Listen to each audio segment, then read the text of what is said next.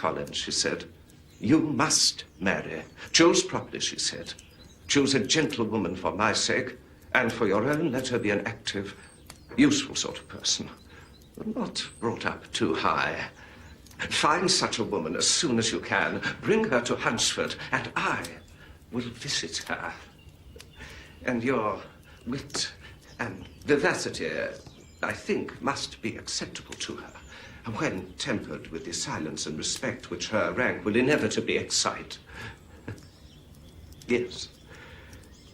But so much for my general intention in favor of matrimony. Now, as to my particular choice. My dear cousin, being, as I am, to inherit all this estate after the death of your father, I could not satisfy myself without resolving to choose a wife from among his daughters. And now, nothing remains but to assure you in the most animated language of the violence of my affections. Mr. Collins, please. To fortune, I am perfectly indifferent. I am well aware that £1,000 in the 4% is all you may ever be entitled to. But rest assured, I shall never reproach on that score when we are married. You are too hasty, sir. You forget that I have made no answer. Let me do so now. I thank you for your compliments. I am very sensible of the honor of your proposals, but it is impossible for me to accept them.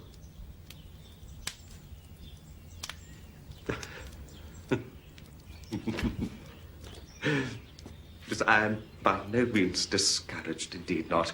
I understand that it is usual with young ladies to reject the addresses of the man they secretly mean to accept when he first applies for their favor, and therefore I shall hope, my dear cousin, to lead you to the altar before long. Upon my word, your hope is an extraordinary one in view of my declaration. I was perfectly serious in my refusal. You could not make me happy, and I am convinced I am the last woman in the world who could make you so. My dear Miss Elizabeth, my situation in life, my connection with the noble family of de Bourgh are circumstances highly in my favor.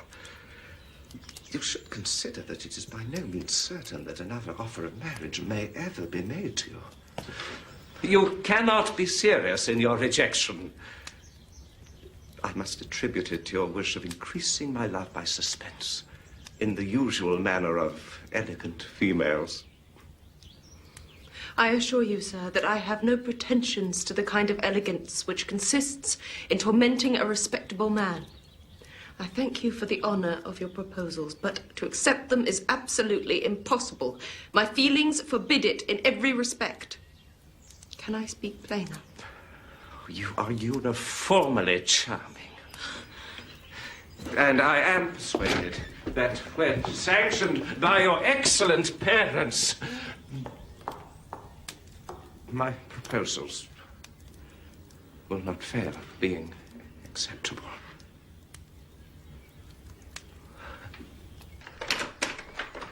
Oh, Mr. Bennet, you are wanted immediately. We are all in uproar. You must come and make Lizzy marry Mr. Collins, for she vows she will not have him, and if you do not make haste, Mr. Collins will change his mind and he will not have her. I've not the pleasure of understanding you. Of what are you talking? Of Mr. Collins and Lizzy. Lizzy declares she will not have Mr. Collins, and Mr. Collins begins to say he will not have Lizzy. Well, what am I to do on the occasion? Seems a hopeless business. Oh, speak to Lizzy about it yourself. Tell her you insist upon her marrying him. Let her come in. Lizzy! Lizzy! Your father wishes to speak to you.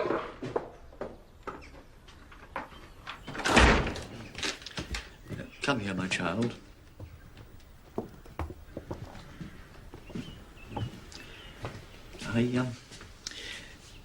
I understand Mr. Collins has made you an offer of marriage. It is true? Yes, sir. Very well. And this offer of marriage you have refused. I have. I see. Right, well, we now come to the point. Your mother insists on your accepting it.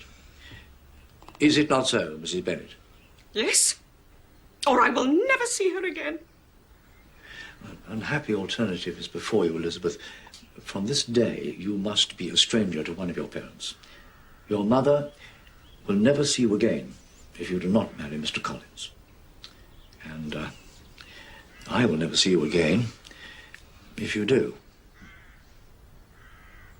Oh, Mr. Bennet!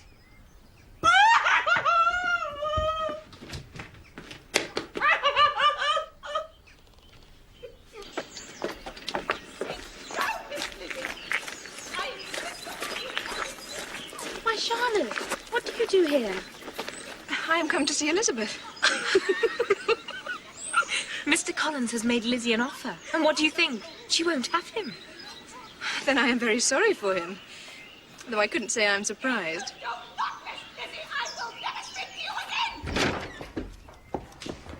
I do not wish to discuss the matter any longer, madam. Mr. Collins, wait! Mamma's beside herself. He says he won't stay another night.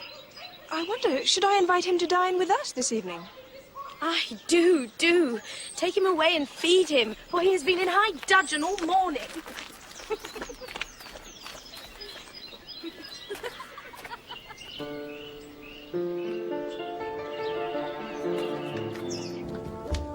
Oh, Mr. Collins! I am resigned. Resignation is never so perfect as when the blessing denied begins to lose some part of its value in our estimation. Until tomorrow, then, madam. I take my leave.